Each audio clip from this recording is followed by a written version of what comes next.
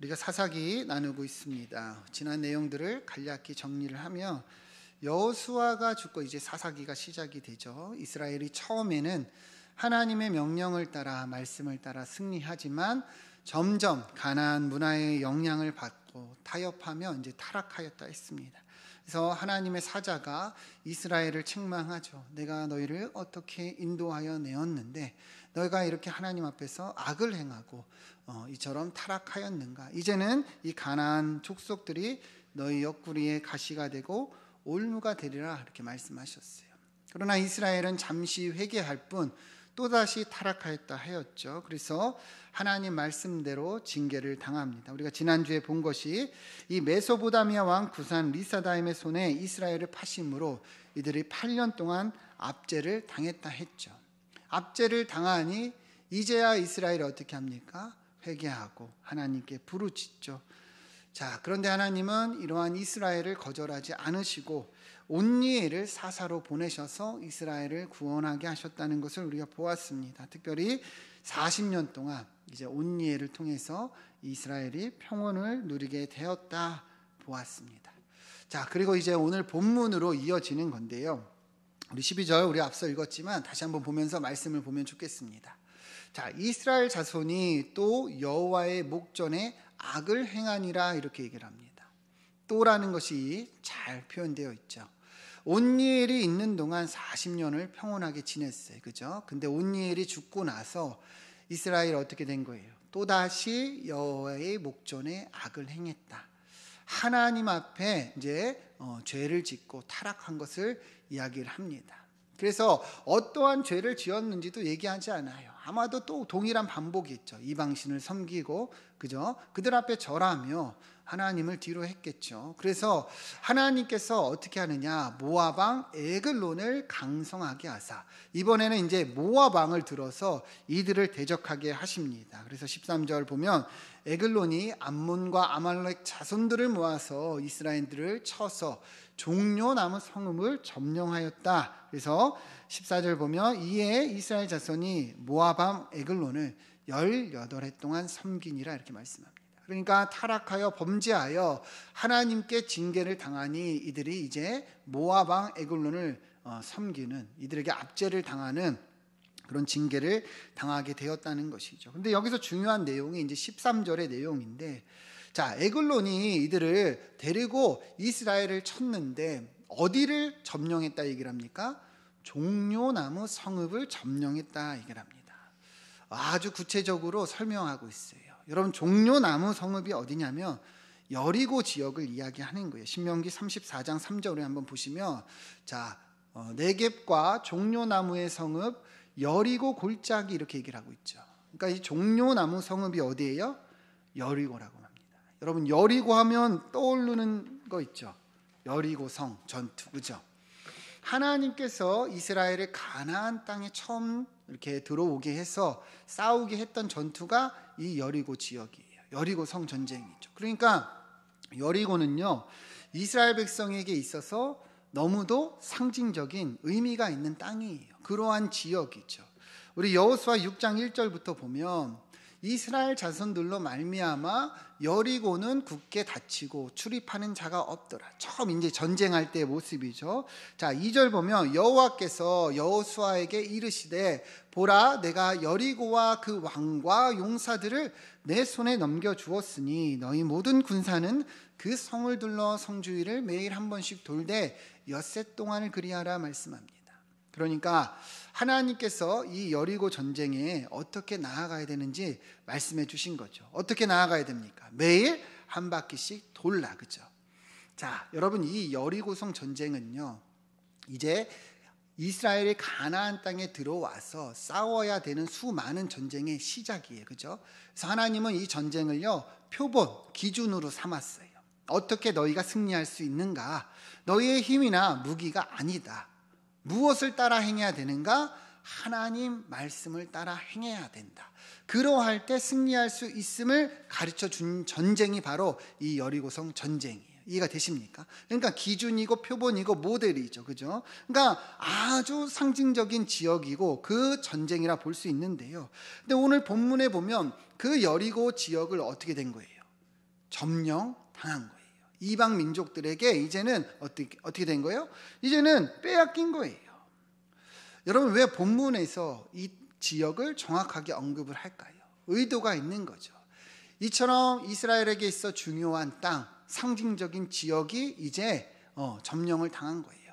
하나님의 말씀을 따라 차지했던 그 땅을 빼앗겼다. 여러분, 이 의미가 뭐겠습니까? 현재의 이스라엘의 모습을 말하는 거예요. 이제는 이스라엘이 어떻습니까? 하나님의 말씀을 뒤로하고 이방 나라와 민족, 그들의 신을 섬기고 있어요. 완전히 다 이스라엘 민족이 빼앗겨 버렸죠. 그죠? 영적인 상태가 잠식당했습니다. 그것을 의도적으로 나타내고 있는 거예요. 여러분, 왜 이스라엘이 징계를 당했습니까? 왜 징계를 당한 거예요? 그러하기에 징계를 당한 것이죠. 이해가 되십니까? 하나님의 말씀을 빼앗기고 이방 신들을 따라 섬기고 이들에게 점령당하고 있으니 이처럼 징계를 당하게 되었다는 거예요. 그러자 반복되는 패턴이죠. 이제야 이스라엘의 하나님을 찾습니다. 15절 보시면 이스라엘 자손이 여호와께 부르짖습니다. 고통을 당하니 고난을 당하니 하나님을 찾는 거죠. 그럼에도 하나님은 거절하지 않으세요. 여러분, 이게 하나님 마음이죠. 그죠? 그래서 이들을 위해서 한 구원자를 세우셨으니 그가 누구냐? 베냐민 사람 게라의 아들 왼손잡이 에훗이라, 이렇게 얘기를 합니다. 왼손잡이 누구라고요? 에훗이라는 거예요. 하나님은 거절하지 않으시고 이처럼 한 사람을 세워서 이스라엘을 구원하시고자 계획을 세우셨다는 거죠. 여러분, 이것이 하나님의 마음입니다. 우리도 하나님 앞에 죄를 짓고 하나님을 멀리하고 돌아설 때가 있죠. 그죠? 그러나 여러분, 빨리 회개하고 돌아서면 우리 주님이 도우시고 또 우리 주님이 회복시켜 주실 줄 믿습니다. 자, 이 에훗은 누구냐? 잘 설명이 되었죠. 베냐민 사람 게라의 아들 왼손잡이 에훗이라, 이렇게 얘기를 합니다. 왼손잡이 에훗이라. 자, 이렇게 구체적으로 설명하는 것은 의미가 있다는 거예요. 그죠? 왼손잡이가 무엇이냐? 사실은 이제 학자들마다 의견들이 다 다르고, 그리고 이제 이 의미가 무엇이냐 여전히 논쟁이 되는 건데, 제가 그래서 많은 책을 보고 많은 목사님들의 이제 설교도 듣고, 자, 그런데 이제 제가 내린 결론은 이 왼손잡이라는 의미는 원어로 보면 오른손이 묶여 있는 사람, 이런 뜻이에요. 오른손이 묶여 있는 사람. 그러니까 오른손을 쓰지 못하는 사람, 이렇게 이제 설명되어 있다 볼 수 있는데요. 계속해서 이렇게 왼손잡이라 이야기하고 여러 본문의 정황을 보면 이 에훗이 평범한 그냥 왼손을 쓰는 왼손잡이가 아니라 오른손에 문제가 있어서 이제 왼손을 쓰는 사람이라고 보는 것이 이제 합당하다고 볼 수 있는데요. 그래서 이제 본문이 의도적으로 왼손잡이라 이렇게 표현을 한 것 같아요. 그래서 뭐 어떤 학자들은 베냐민 자손이 왼손잡이가 많다. 그래서 이 에훗은 뭐 양손을 쓴 사람이다. 뭐 이렇게 얘기를 하지만 제가 문맥의 흐름을 보면 분명하게 이 사람은 오른손에 문제가 있는 것으로 보입니다. 그래서 하나님께서 이 연약한 자를 들어서 사용한 것으로 볼 수 있는데요. 15절부터 보면, 자, 다시 보면 이제 하나님이 에훗을 들어서 이 모압 에글론에게 공물을 바칠 때에 에훗이 이 칼을 준비하게 한 것을 볼 수 있어요. 16절을 보면 에훗이 길이가 한 규빗 되는 좌우의 날선 칼을 만들어 그의 오른쪽 허벅지 옷 속에 찼다, 이렇게 얘기를 합니다. 다시 말하면 이처럼 왕을 죽이려고 이제 모략을 세운 거죠. 한 규빗은 한 45cm 정도 되는 길이에요. 그러니까 꽤 긴 칼을 이렇게 오른쪽 허벅지 옷 속에 찼다, 이렇게 얘기를 합니다.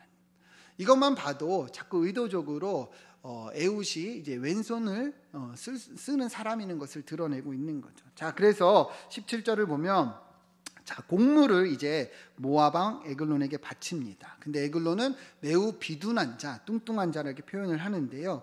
18절 보면 에훗이 이제 곡물을 바치기를 마친 후에, 그리고 이 곡물을 메고 온 자들을 보내면서 한 가지를 이제 아뢰입니다. 계략을 드러내는데 19절 보면 자기가 길갈 근처 돌 뜨는 곳에부터 돌아와서 이르되 왕이여 내가 은밀한 일을 왕에게 아뢰려 하나이다, 이렇게 얘기를 한 거예요. 이 의미가 뭐냐면, 자, 길갈에서 왔는데 길갈이 돌 뜨는 곳이라고 이렇게 얘기를 합니다. 그러니까 돌 뜨는 곳은 돌을 캐는 채석장이라는 곳인데 그런 의미인데 여기가 이 돌을 캐서 뭘 하는 지역이었냐면 이 이방신을 만드는 그런 신상을 만드는 지역이었어요. 그래서 바알의 신상들 같은 걸 만들어서 여러 지역으로 이제 공급하는 그런 역할을 한 거죠.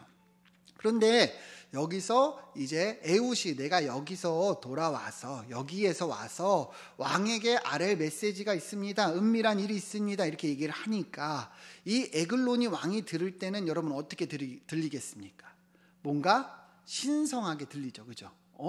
그 자기가 섬기는 그 우상의 모양을 자기 신을 만드는 모형을 만드는 곳에서 이야기할 게 있다. 은밀한 일을 알겠습니다 하니까 왕은 뭔가 신적 메시지가 있나 보다 하고 들은 거예요. 그래서 여기서 뭐라고 합니까? 조용히 하라 하며 모셔 선자들을 다 물러가게 했어요. 그러니까 신하들을 다 어때요? 물러가게 한 것이죠. 자, 그런데 사실은 여기에 하나님의 귀한 섭리가 있는 거예요. 여러분 잘 생각해 보세요. 이 에훗은요 어떤 사람이냐 보면 에글론이 이제 다스리는 그 속국의 사람이에요. 그죠? 어떻게 보면요 그냥 적군이라고 볼 수 있죠. 그죠? 근데 이러한 사람과 왕이 독대를 하는 것이 여러분 가능한 일입니까? 사실은 불가능한 일이죠. 그죠? 네. 이 사람은 적군이에요. 언제든지 암살할 수 있는 그런 계획을 가질 수 있어요. 그죠? 그런데 왕이 아무리 신성한 메시지를 들고 완들 독대를 하는 것은 쉽지 않아요. 그러면 왜 이렇게 독대할 수 있는 일이 일어났을까? 이제 학자들은 어떻게 보냐면 에훗이 딱 봐도 오른손을 못 쓰고 장애가 있기 때문에 이러한 일이 가능했을 거라고 보는 거예요. 이해가 되십니까?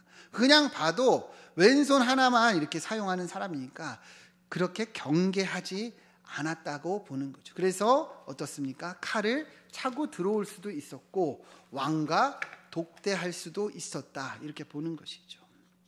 여러분 어떻게 보면 연약한 자고 불편한 자고 보통 사람들하고 비교해 보면 문제가 있는 사람일 수도 있지만 하나님이 사용하시니 이처럼 귀한 역할을 또 귀한 섭리를 나타낸다고 볼 수 있는 것. 그래서 에훗이 왕과 독대를 합니다. 그래서 20절부터 보면 에훗이 그에게 들어가 왕이 서늘한 다락방에 홀로 앉아 있을 때 이야기를 합니다.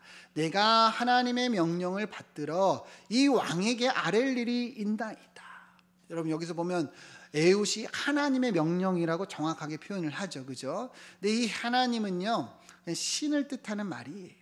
그러니까 에훗이 전할 때는 자기의 하나님을 얘기를 한 거고 이 에글론 왕이 들을 때는 자신의 신을 얘기를 하는 거겠죠. 그렇게 들었겠죠. 그래서 그가 일어납니다. 뭔가 거룩하게 받으려고 했겠죠. 그러나 이때 어떻게 합니까? 21절 보면 에훗이 왼손을 뻗쳐 오른쪽 허벅지 위에서 칼을 빼어 왕의 몸을 찔렀다. 그러니까 반대로 이렇게 꺼내서 찔렀다는 거예요. 정말 그러니까 뭐 양손잡이였으면 그렇게 할 이유도 없었겠죠. 그죠? 그렇게 찔렀다는 거예요. 이게 뭐예요? 하나님의 명령, 하나님의 메시지죠. 이 에글론을 처단하라. 그래서 22절 보면 칼자루도 나를 따라 들어가서 그 끝이 등 뒤까지 나왔대요. 그러니까 얼마나 깊숙이 찌르고 얼마나 온 힘을 다 찔렀는지 등 뒤까지 칼날이 나온 거예요. 그러니까 에훗이요 정말 자기의 모든 것을 다해서 하나님 말씀에 순종한 것을 알 수 있죠. 그래서 그 칼날에 기름이 엉겼다 이렇게 얘기를 하고 있습니다. 어떤 상황인지 이해가 되시죠? 자, 그래서 이 왕이 죽게 되고 23절 보면 에훗은 현관에서 나와서 그 다락문들을 뒤에서 닫아 잠궜다 얘기를 합니다. 그러니까 문을 잠가 버린 거예요. 왜 그렇게 했겠습니까? 도망할 시간을 번 거죠. 24절 보시죠. 자, 에훗이 나간 후에 왕의 신하들이 들어와서 이제 다락문이 잠긴 것을 보고 이르되 왕이 분명히 서늘한 방에서 그의 발을 가리운다 이렇게 생각을 했습니다. 무슨 말이냐? 이제 왕이 문을 잠그고 이제 도망을 한 건데 이제 신하들이 와서 보니까 문이 잠겨 있는 것을 보고 왕이 발을 가리우시나 보다 이렇게 생각을 한 거예요. 이 의미가 뭐냐면요. 발을 가리운다는 것은요. 두 가지 뜻이 있는데 첫 번째는 용변을 본다는 거예요. 이해가 되시죠? 특별히 대변을 볼 때. 자, 두 번째는 이제 낮잠을 자는 의미가 있습니다. 근데 여기서 보면은 이제 용변을 본 것으로 용변을 봤다고 신하들이 여긴 것 같아요. 왜 그러냐면 잘 보세요. 왕이 분명히 서늘한 방에서 그의 발을 가리우신다 이렇게 얘기를 했죠. 분명하게 그러고 있다 이렇게 얘기를 했어요. 여러분 분명하다는 말은요 어떨 때 씁니까? 뭔가 확실한 증거가 있을 때, 근거가 있을 때 그렇죠. 이 의미는 뭐냐면 우리가 앞서 이렇게 왕이 칼날에 이렇게 찔려서 이렇게 그 칼날에 기름이 엉겼다 이렇게 표현했죠. 이제 원어로 보면은 여기에 오물이 밖으로 나왔다는 의미가 포함되어 있어요. 그러니까 그 죽은 그 자리에서 오물들도 있었기 때문에 어떨까요? 냄새가 났을까요? 안 났을까요? 당연히 났겠죠. 그러니까 문이 잠겨 있는데 냄새가 나니까 신하들이 어떤 거예요? 아, 왕이 용변을 보고 계시나 보다. 그러니까 어떻게 하겠습니까? 기다리겠죠. 그죠? 다 보실 때까지 기다리자 이렇게 한 거죠. 그런데 이게 또 어떻습니까? 하나님의 섭리죠. 하나님의 역사하심이죠. 이것 때문에 이 에훗은 어떻습니까? 도망갈 시간을 벌 수가 있었던 거예요. 25절 26절 보시면 자, 이 신하들이 이제 오래 기다렸어요. 근데 왕이 나오질 않는 거예요. 이렇게까지 오래 용변을 볼 일이 없는데 기다리다 안 되겠다 해가지고 이제 열쇠를 가지고 열어보니까 이때 군주가 죽어 있는 거죠. 그때서야 오랜 시간이 지나서야 발견하게 된 거예요. 근데 이제 클라이막스가 이제 26절이죠. 26절 보면 자, 이들이 기다리는 동안에 에훗은 어떤 거예요? 피하여서 돌 뜨는 곳을 지나 스이아로 도망하였다. 하나님의 완벽한 역사하심과 인도하심을 우리가 볼 수 있는 거죠. 하나님께서 그렇게 섭리하셔서 에훗이 이 왕을 처단하고 이렇게 무사히 피할 수 있었다는 겁니다.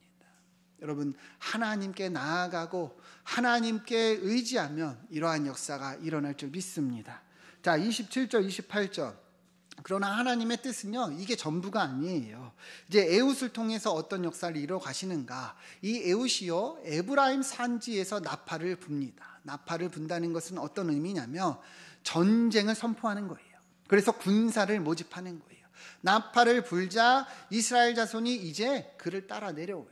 그러니까 전쟁을 하기 위해서 소집이 되는 거죠. 자, 근데 28절이 너무도 중요한 말입니다. 이 군사들을 모아서 이 에훗이 뭐라고 얘기를 하냐면 그들에게 이렇게 얘기를 해요. 나를 따르라. 나를 따르라. 그럼 잘 보세요, 여러분. 여호와께서 하나님께서 너희의 원수들인 모압을 너희의 손에 넘겨 주셨느니라. 여러분 보이십니까? 에훗이 뭘 선포했어요? 하나님이 너희의 손에 이 적군들을 넘겨주셨다 이야기를 하고 있는 거예요. 넘겨주셨다는 거예요. 여러분 이 의미가 뭔지 잘 봐야 돼요. 여호수아서 6장 16절 우리 앞서 여리고성 전투할 때 얘기죠. 7번째 제사장들이 뭘 붑니까? 나팔을 불어요. 나팔을 불러요. 그리고 여호수아가 이때의 지도자 여호수아가 무엇을 선포합니까? 백성들에게 이르되 외치라 여호와께서 너희에게 이 성을 주셨느니라. 여러분 보이십니까? 오늘 이 에훗의 내용과 어때요? 똑같죠. 그죠? 나팔을 불고 선포하는 거예요. 이 적군을 너희의 손에 하나님이 넘겨주셨다. 여러분 에훗이 무엇을 하고 있는지 보이십니까? 여러분 에훗이 무엇을 선포하고 있는지 보이십니까? 에훗은요 이스라엘에게 다시금 하나님의 말씀을 회복하고 있는 거예요. 하나님의 말씀을 선포하고 있는 거예요. 죄로 인해 타락하여 단절되고 변질되고 하나님을 떠났으나 에훗은 다시금 이 백성들을 향하여 하나님의 말씀을 회복하고 이 하나님을 따라 나아가야 됨을 말씀하고 있는 거예요. 여러분 이게 보여야 되는 거예요.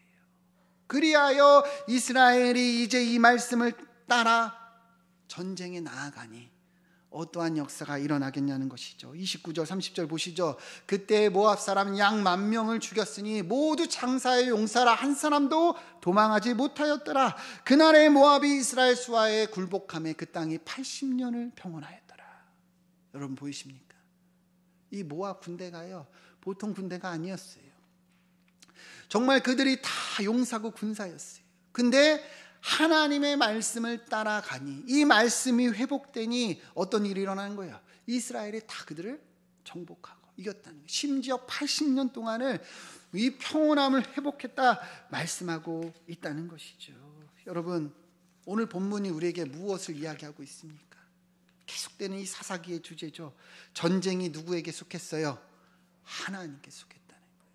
하나님 말씀 따라가고 하나님의 명령을 따라 행할 때 승리할 수 있다는 것이죠. 여러분, 이스라엘이 변질하고 하나님을 멀리할 때는 정말 이 어김없이 징계를 당하고 이 이방 민족들에게 압제를 당했습니다. 그러나 하나님 말씀을 회복하고 돌아오면 승리할 수 있음을 분명하게 보여주고 있는 거죠. 여러분, 우리도 똑같다는 거예요. 우리도 똑같다는 거예요. 우리 앞에 놓인 수많은 전쟁들 앞에 여러분, 우리의 힘이나 무기로 승리할 수 있는 것이 결코 아니라는 것이죠. 무엇으로 우리가 승리할 수 있습니까? 하나님의 말씀으로. 하나님 말씀 따라 행할 때 승리할 수 있다는 거예요. 한번 돌아보세요. 왜 우리 삶이 이렇게 피폐하고, 왜 우리 삶이 이렇게 각박하고, 왜 우리 삶에 이렇게 어려움들이 일어나는가? 여러분, 우리가 우리 삶에 하나님의 말씀이 없기 때문이라는 거죠. 하나님 말씀 뒤로 하고 하나님 말씀 따르지 않으니 계속해서 반복되는 이런 사사기의 패턴이 아니냐는 것이죠. 여러분, 우리가 무엇을 따라야 됩니까? 하나님의 말씀이 우리 삶에 회복이 되어야 된다는 것이죠. 매일 말씀의 자리에 서지 않고 하나님 앞에 기도하지 않고 여러분, 우리 힘으로 내 힘으로 살아가려고 하니 계속 넘어지고 우리가 그렇게 압제를 당하고 있지 않냐는 거예요. 여러분, 오늘 본문에서 왜 하나님의 에웃을 들어 사용하실까요? 비록 연약하고 부족하고 그리고 불편한 자라도요, 하나님 앞에 나아가고 하나님이 쓰시면 그 강대국의 왕도 죽일 수 있다는 거예요. 그 적군의 용사들도 한 사람도 빠짐없이 이길 수 있다는 거예요. 우리에게 속한 것이 아니라는 것이죠. 여러분이 아무리 연약하고 아무리 부족하고 아무리 우리가 돈이 없고 아무리 힘들게 살아도 어때요? 주님 앞에 나아가면 괜찮다는 거예요. 여러분, 이게 보여야 되는 거예요. 오늘 본문 이어지는 삼갈의 이 내용이 똑같습니다. 31절 말씀 보면 에우투에 누가 나느냐? 아낫의 아들 삼갈이 이렇게 등장을 해요. 삼갈이 있어 소모는 막대기로 블레셋 사람 600명을 죽이고 그도 이스라엘을 구원한 사사라, 이렇게 얘기를 하는데요. 한 절로 전부예요. 한 절로. 왜 한 절만 얘기를 할까요? 이유는 간단합니다. 이 한 절로 충분하다는 거예요. 더 설명할 이유가 없다는 것이죠. 여러분, 이 삼갈은 누구냐? 아낫의 아들이라고 얘기를 하는데요. 아낫은요, 가나안 신의 이름이에요. 가나안 신. 그러니까 아낫의 아들 삼갈이라는 것은 삼갈의 이 혈통이요, 이 유대 정통 가문이 아니라는 거예요. 그죠? 변방의 민족이고 변방의 가족이에요. 그러나 이 이방 민족이고 이방을 섬기던 가정에서 태어났을지라도 하나님 앞에 나아가니까 이가 어떤 일을 하느냐? 막대기로 이스라엘을 구원하였다는 것이죠. 그러니까 우리의 배경이 중요한 거예요, 아니에요? 우리 혈통이 중요한 거예요, 아니에요? 아니라는 거예요. 하나님 앞에 나아가는 것이 중요하다는 것이죠. 그는요, 소먹는 막대기로 600명을 죽입니다. 여러분, 아무리 힘이 세고 아무리 기술이 좋아도요, 여러분, 막대기로 600명을 죽일 수 있어요? 없잖아요. 그죠? 네. 그러나 하나님의 능력이 이 삼갈에게 있으니 그가 이러한 일을 행했다는 것이죠. 소모는 막대기로 행했다는 걸 보면 이 삼갈은요, 뭐 정식적인 군인도 아니었다는 거예요. 그냥 농사 짓는 농부였던 것으로 보이는데도 아무리 연약하고 부족해도 하나님이 들어 사용하시면 이러한 일이 가능하다는 것이죠. 여러분, 이것이 우리에게 주시는 말씀입니다. 여러분, 내 힘으로 싸우는 거예요, 아니에요? 아니잖아요.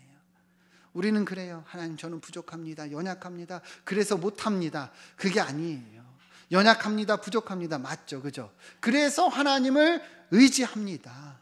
그래서 내게 능력 주시는 자 안에서 내가 모든 것을 할 수 있습니다. 여러분, 연약하고 부족해도 어때요? 괜찮다는 거예요. 하나님을 붙잡고 나아갈 때 우리가 승리할 수 있다는 거예요. 전쟁은 누구에게 있습니까? 하나님께 있다는 것이죠. 그래서 사도 바울이 이렇게 고백했어요. 고린도후서 12장 9절부터 잘 보시죠. 여러분, 잘 보세요. 나에게 이르시기를 내 은혜가 내게 족하도다. 이는 내 능력이 어디서 온전해집니까? 약한 데서 온전하여 짐이라 하신지라. 그러므로 도리어 크게 기뻐했다는 거예요. 바울은 도리어 자기가 연약한 것을 크게 기뻐합니다. 왜 그렇습니까? 나의 여러 연약한 것들에 대해서 자랑하리니 이는 그리스도의 능력이 내게 머물게 하려 함이라. 10절. 그러므로 내가 그리스도를 위하여 약한 것들과 능욕과 궁핍과 박해와 공고를 기뻐하느니 이는 내가 약한 그때에 강함이라. 아멘. 여러분 보이십니까? 바울은요 깨달았어요. 내가 연약하고 내가 고난당하고 내가 부족하고 내가 힘들 때 더 하나님을 의지하니 강하구나. 내가 더 힘들 때 하나님이 붙잡고 나아가니 그때가 오히려 더 강할 때였구나 라는 것을 깨달았다는 거예요. 그러니까 뭐라고 합니까? 내 여러 약함들을 오히려 자랑한다는 거예요. 내 부족함들이 오히려 자랑이라는 거예요. 여러분 이게 보여야 한다는 거예요. 여러분 이스라엘이요 배부르고 등 따시고 평온할 때 어땠어요? 타락했어요. 변질됐어요. 그때에 이 이방 민족들에게 압제를 당합니다. 그죠? 여러분 그러면 그때가 강한 때예요? 약한 때예요? 강한 때예요? 약한 때예요? 약한 때잖아요. 등 따시고 배부리고 내게 능력 있다 내 힘으로 하려고 하다가 계속 압제를 당하니 여러분 약한 때잖아요. 그러나 반대로 압제를 당하나 하나님께 부르짖고 나아가 하나님의 구원하심으로 말미암아 이방 민족을 이기고 평온을 찾습니다. 여러분 그때는 약한 때입니까? 강한 때입니까? 강한 때잖아요. 여러분 이게 보여야 한다는 거예요. 내가 능력이 있고 내가 힘이 있고 여러분 착각하면 안 돼요. 오히려 그때가 제일 연약한 때라는 것을 아셔야 됩니다. 왜 그렇습니까? 그때 대부분이 하나님을 찾지 않기 때문이죠. 그러나 연약하고 부족하고 그래서 더 기도하나 그때가 하나님을 찾으니 하나님이 함께 하사 강한 때라는 것을 우리가 깨달아야 한다는 것이죠. 여러분 우리도 이러한 고백이 있기를 소망합니다. 지금 여러분들은 어느 때에 계세요? 약한 때에 계십니까? 강한 때에 계십니까? 등 따시고 배불러서 내 힘으로 살고 계십니까? 아니면 어렵고 힘들고 연약하여 하나님을 의지하고 계십니까? 정답은 오늘 말씀 안에 있다는 거예요. 여러분 왜 이스라엘이 계속 반복하고 이렇게 죄를 짓고 징계를 당하고 돌아오고 또다시 짓고 그랬을까요? 이것을 자꾸만 잃어버리는 거예요. 여러분 연약하고 부족하나 하나님을 의지하면 그때가 가장 강한 때인 줄 믿습니다. 왜 에훗을 들어 사용하시고 왜 삼가를 들어 보이십니까? 우리도 그러라는 거예요. 우리도 그러라는 거예요. 이 시간 이제 우리 한 주 동안 이제 예배 마치면 돌아가면 살 겁니다. 정신을 바로 차려야 돼요. 나가는 순간에 잊어버리고 여전히 내가 주인되어 내 힘으로 여러분들이 살아가려 하면 그때가 가장 약한 때예요. 그러나 이 말씀을 깨닫고 하나님 말씀 붙잡고 하나님 이번 한 주 내가 주님 말씀이 회복되길 원합니다. 주의 말씀에 순종합니다. 주의 말씀 붙들고 나아가면 여러분 승리가 주어질 줄 믿습니다. 그런 은혜로 여러분 이번 한 주도 살아가시기를 간절히 축원드립니다. 함께 기도하겠습니다.